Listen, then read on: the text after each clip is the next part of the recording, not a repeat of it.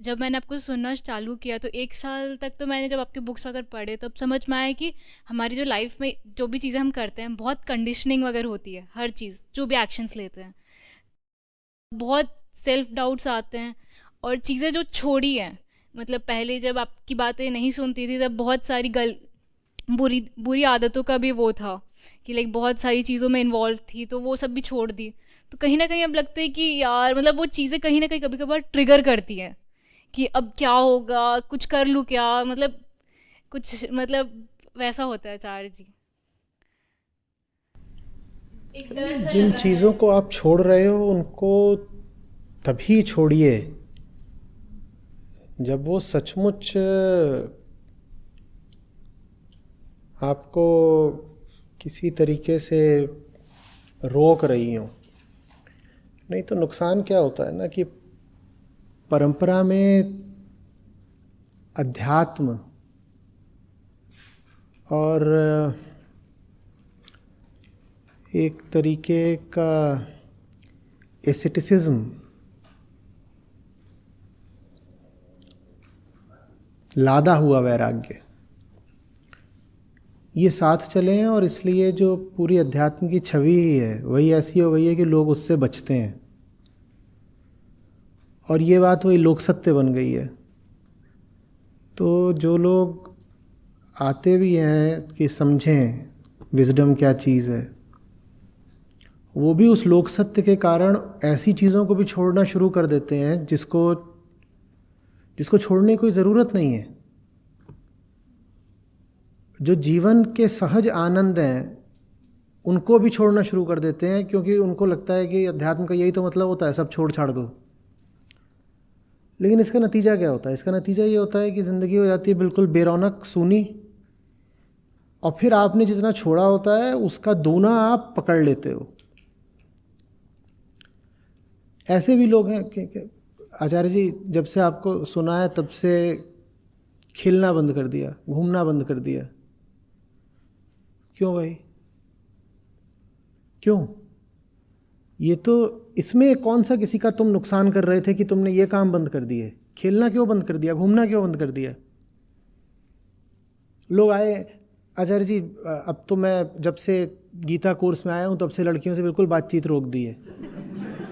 ये ज्ञान तुम्हें किसने दिया? बोले नहीं, मैं पहले ना बिल्कुल ऐसा ही था कि वुमनाइज़र हुआ जा रहा था। दो भाई, वो ठीक है कि तुम सबको इसी नज़र से देख रहे थे कि पकड़ लूँ खा लूँ, वो चीज़ छोड़ दो। पर तुम कहो कि मैंने अब लड़कियों से बातचीत करनी बंद कर दी है, तो उसका परिणाम यही निकलेगा कि तुम गीता ही छोड़ोगे फिर। क्योंकि कितने दिन तक तुम दुनिया की आधी आबादी से बिना बात किए चल सकते हो?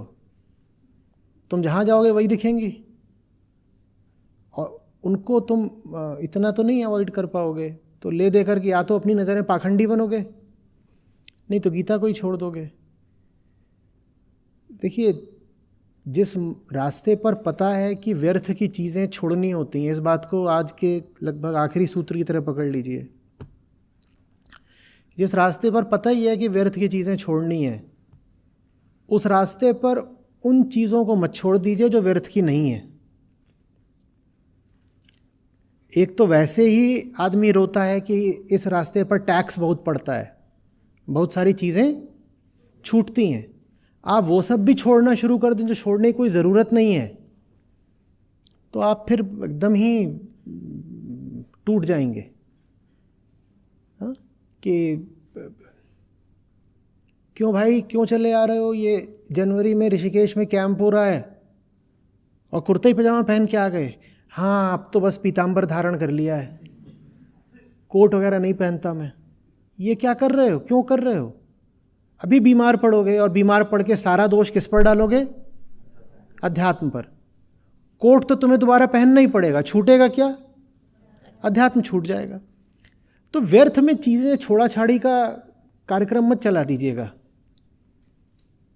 हाँ, हम कहते हैं डेयरी छोड़ो क्योंकि उसमें नुकसान है हर तरीके का, आपका, प्रकृति, पर्यावरण, पृथ्वी, सबका नुकसान है, इसलिए हम कहते हैं। पर आप कहें मैंने रोटी पराठा भी छोड़ दिया, काहे को छोड़ा? किसने कहा था छोड़ने को? जो जीवन के सहज सुख हैं उनको काहे को छोड़े दे रहे हो? लेकिन अध्यात्म का मतलब यही बन गया है कि अपने आप को कठोर से कठोर दंड देना है। क्यों देना है? क्या पहले तो मैं बहुत ऐसा ही होता था, फ्रिवलस। अब मैं बहुत गंभीर हो गया हूँ। अष्टावक्र है ना साथ में, तो अब क्या करते हो? कह रहे हो अब तो कोई चुटकुला सुनाए तो थप्पड़ मार देता हूँ उसको। किसने कह दिया कि अष्टावक्र के साथ हो तो हंस नहीं सकते, चुटकुले नहीं सुना सकते? आचार्य जी जब से आपके साथ आया हूँ 3 साल हो गए, कोई मूवी नहीं देखी। मैं खुद तैयार बैठा हूँ, अभी तुम्हारा खत्म हो जा रहा हूँ, ओपेनहाइमर और बारबी दोनों देखूंगा। तुमसे किसने कह दिया कि तुम्हें पिक्चरें नहीं देखनी है भाई? पिक्चर नहीं देखनी है, खेलना नहीं है, घूमने नहीं जाना है, लड़की से या लड़के से बात नहीं करनी है, कपड़े नहीं खरीदने या पहनने हैं। ये सब शर्तें कृष्ण ने कब रख दी हैं? ये कब रख दी हैं? और जो शर्त उन्होंने सही में रखी है उसका हम पालन नहीं करेंगे। जो बात उन्होंने कही ही नहीं उसमें लगे पड़े हैं। कहे आ जाना, ठीक है। वहाँ एक उसमें हुआ था, ऋषिकेश में ही तो था, एक जन ने आके शिकायत करी, वहाँ हमने समोसे दिए, बोले इसमें प्याज और लहसुन है। तो बोले नहीं आप तो गीता वाले हैं ना। हाँ तो बोल रहे इसमें वो अदरक लहसुन प्याज क्यों डला है? गीता में कहाँ लिखा है प्याज नहीं खानी है? खुद भी परेशान हो रहे, हमें ही परेशान कर रहे। हमने कब कहा कि प्याज लहसुन नहीं खानी होती भाई? बोले नहीं, वो गुरुजी ने बताया था कि एक बहुत पुराना कुत्ता था, उसने जहाँ पेशाब करी थी उससे प्याज पैदा हुई थी। कहाँ? बोल रहे है एक पुरानी किताब, उसमें ऐसा लिखा है, इसीलिए गुरुजी लोग बोलते हैं प्याज नहीं खानी चाहिए। गुरुजी ने बोला होगा, कृष्ण ने कहाँ बोल दिया, अष्टावक्र ने ये बोला है। तो जो चीज़ नहीं भी छोड़नी चाहिए तुम वो भी छोड़ के बैठे हो, और वो तुम बहुत दिन तक छोड़ तो पाओगे नहीं। क्यों ज़बरदस्ती छोड़ रहे हो? बल्कि जिसने बहुत कुछ छोड़ रखा हो उसके लिए ज़रूरी है कि वो चीज़ें एकदम ना छोड़े जिन्हें छोड़ने की कोई ज़रूरत नहीं है। अगर रुके हुए हो, कल यहाँ गोवा में हो, किसने बोल दिया कि नहीं जा सकते बीच पे, समुद्र में नहीं घुस सकते? और अगर वहाँ कुछ वाटर स्कूटर कुछ मिल रहा हो, गुब्बारा, उस पर नहीं चढ़ सकते? क्या बड़ी शर्म आई। एक तरफ तो अभी हम संत कबीर को गा रहे थे, फिर वहाँ गुब्बारे पे बैठ गए। क्या इसमें शर्माने की क्या बात है भाई? किसने कह दिया कि अगर भजन गाते हो तो समुद्र के ऊपर गुब्बारे में नहीं बैठ सकते? जाओ बैठो, कौन रोक रहा है? मौज करो। इसमें क्या समस्या हो गई? मैं देख रहा था अपने कमरे की खिड़की से, चिड़िया एक, वो छुपी रहे, और जैसे ही बारिश शुरू होती है वो बाहर निकल, बारिश में लगती है फुदकने। यही काम वहाँ सामने बतखें हैं 5, उनका है।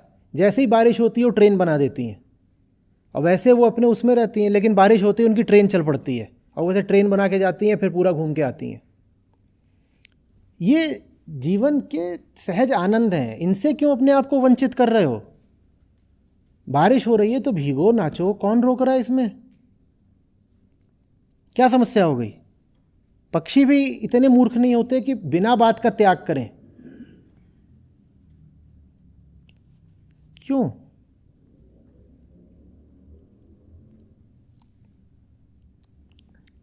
कि अच्छे खासे दिखते थे, जब से गीता शुरू हुई है तब से मुंह ऐसा है जैसे शमशान।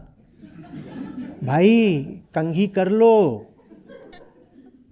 तेल लगा लो, नहा लो। इन सब चीज़ों की मनाही नहीं होती है, किसी चीज़ की मनाही नहीं होती है, बस मूर्खताओं की मनाही होती है ना। तो फालतू की चीज़ें काहे को अपने आप को रोक रहे हो? बोले नहीं अब हम आध्यात्मिक है ना, दिखना भी चाहिए। कैसे दिखोगे? कि जब तक यहाँ शमशान नहीं होगा तब तक आध्यात्मिक नहीं लगते।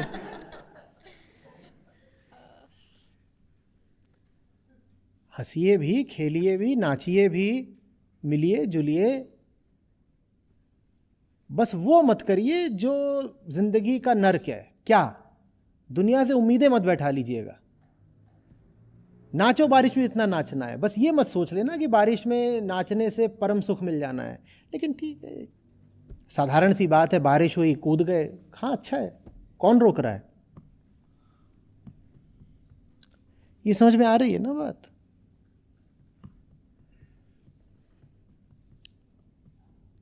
एक तो वैसे ही दूध नहीं खाना, उसके साथ में और 100 चीजें कह दो कि ये भी नहीं है। और अब हम आध्यात्मिक हो गए, हम शाम के 6 बजे के बाद कुछ नहीं खाते, मर जाओगे अब तुम, कुछ नहीं होगा।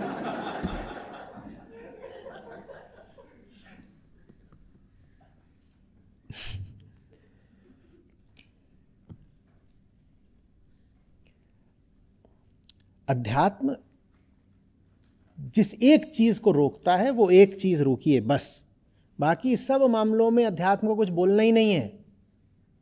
सुपर लिबरल है, जो करना है जिंदगी में करो, कौन तुमको कुछ कह रहा है। लेकिन जो पारंपरिक धर्म होता है वो हर चीज में कट्टर है और 100 मनाहियां करता है, निषेध लगाता है, वर्जना करता है, ये भी मना, ये भी मना, अलाउड नहीं है जी, हमारे यहाँ ये अलाउड नहीं है, वो अलाउड नहीं। वहां पे हर चीज रोकी जाती है, बस वो चीज नहीं रोकी जाती, इसको रोकना चाहिए। क्या? मूर्खता, अज्ञान। तो अज्ञान को पूरी अनुमति है फलने फूलने की, और बाकी हर चीज पे पाबंदियां लगेंगी। क्या पहनना, इस पे पाबंदी लगेगी, किससे बात करनी, इस पे पाबंदी लगेगी, किस दिन क्या खाना, इस पे पाबंदी लगेगी, सुबह कितने बजे सोना है, जगना है, मिलना है, जुलना है, किस दिन, हर चीज पे पाबंदी लगा देंगे। बस वो जो एक काम जो अध्यात्म के मूल में होता है उसकी नहीं बात करेंगे। वास्तविक अध्यात्म में किसी चीज की कोई पाबंदी नहीं है। तुम्हारी जिंदगी जो करना है करो, बस होश में करो, मूर्खता में नहीं, जगे रहो। आ रही बात समझ में? हाँ।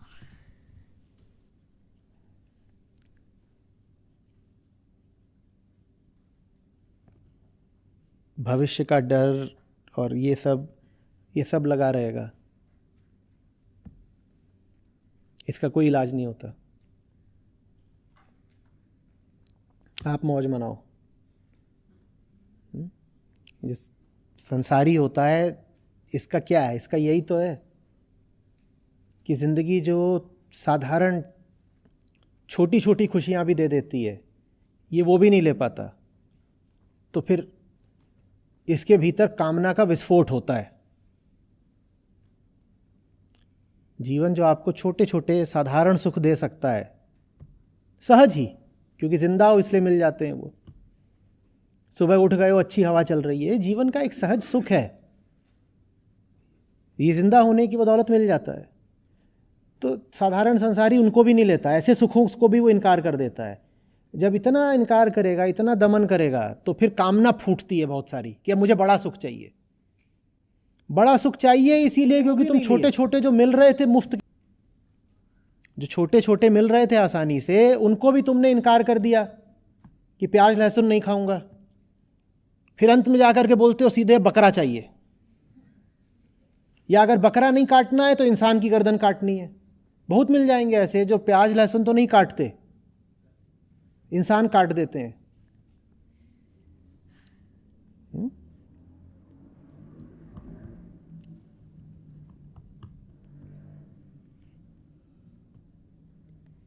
एक साधारण सी स्कूटी लेके गोवा घूमना ठीक है, ये करना ठीक नहीं है। बताओ क्यों?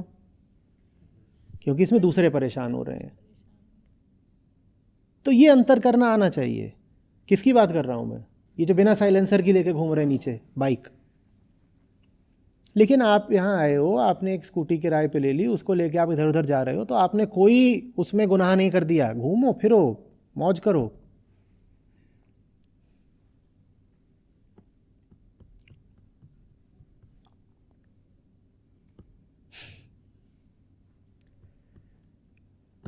धन्यवाद आचार्य जी।